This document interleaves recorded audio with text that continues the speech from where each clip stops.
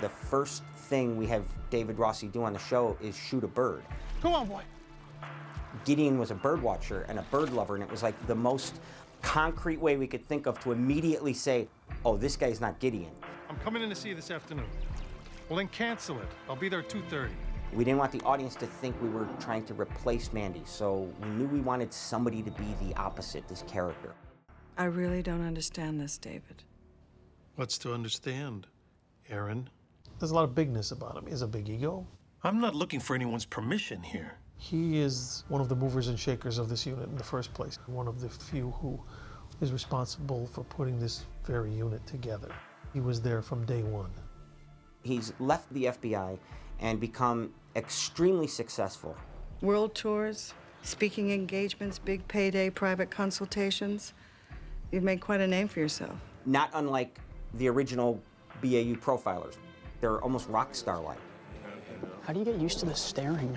He's a guy that achieved a lot in his life, got to almost the pinnacle of success, and yet was not content to just stay there. You've got it all memorized, his books, his bio. Yeah, books have sold over 1 million copies. So? There's a million reasons not to come back, if you know what I'm saying. What if one of those guys who was the founding father of the BAU came back? What would happen? What would those guys think about that? It is such an honor to meet you, sir. Reed and JJ have crushes on Rossi, apparently. Sir, if I could talk to you later about your work with Scarsdale Skinner, psycholinguistics is an incredibly dynamic field, and the fact that your profile of his reading habits ultimately led to his capture is something I find so incredibly interesting. Reed, slow down. I think Dr. Reed's really impressed by him at first, because he's read a lot of his books, and he definitely knows of the lore of David Rossi. You interviewed something like 45 serial killers, right? Something like. Today we've interviewed with over 1,000 offenders. Serial killers, child abductors, sex offenders. I'll go through it with you sometime if you like. Answer any questions. Sounds good. Gideon was very nurturing of Reed, and I think Rossi will eventually probably become that, but right now I think he's a little bit weirded out by his like #1 fan working with him. Whatever happened to the moratorium on inter-team profiling, guys? Come on, Reed, team. I don't think this guy knows the meaning of the word. The idea of one of these characters coming back in, we thought could be something that could generate a lot of conflict. Trust me, with an unsub like this, you need to throw him off his game.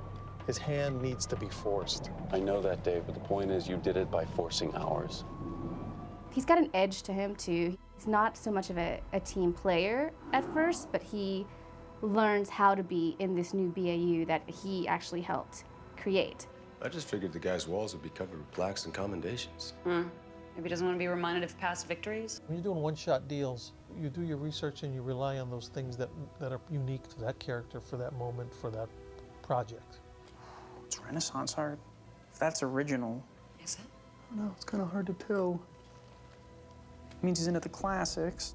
If you get into a serious situation where it's conceivable you may be doing this for hours and hours and days and weeks and months and possibly many years, you want to be able to have a good handle on as much of aspects of that character as you can. Italian, strict Catholic upbringing, probably believes in redemption.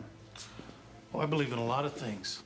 It was intentional to make the character an Italian-American, which I am, and then to draw on aspects of that. Catholic, yes. Italian-American, 52 years. Strict upbringing, not so much. Now, the artwork, that's 15th century original. Cost more than my first house. The fact that he's successful and is into art, I thought it would be, of course he'd be in the Renaissance art. I mean, this guy, he's well, first of all, my real name is Mantegna, which is one of the great Italian Renaissance painters. So in other words, it becomes a wish list as much for Joe Mantegna as it is for David Rossi.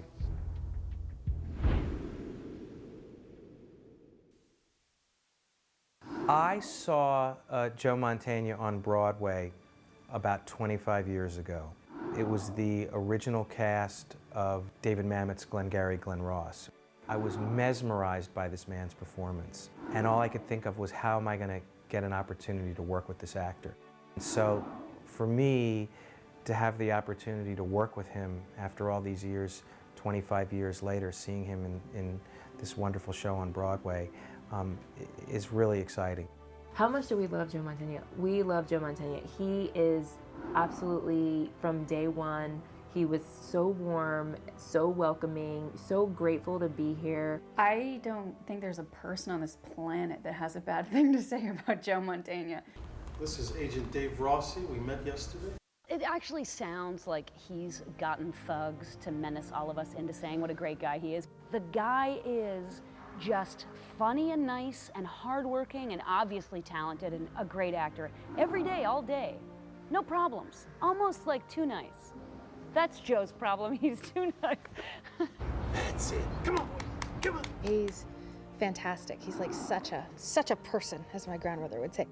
An incredibly generous actor and an incredibly generous person and funny and nice. He is the most mellow guy. No ego, no attitude. He's here to work.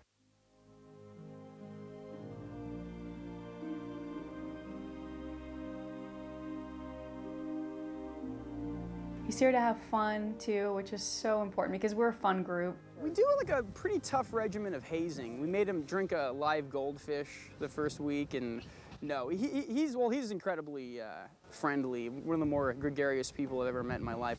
It's funny when you work on a series, you build a sense of community because it's, you know, I've been doing this for almost 40 years now, and I've known what it's like to do plays and film and television and whatever, and each has their own dynamics.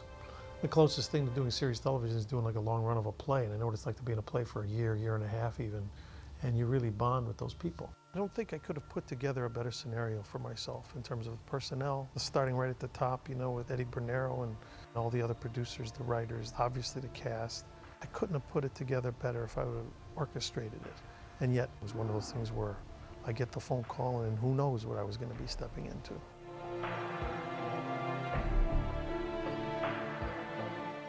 As the line goes from the movie, somebody up there likes me, you know, seems like that.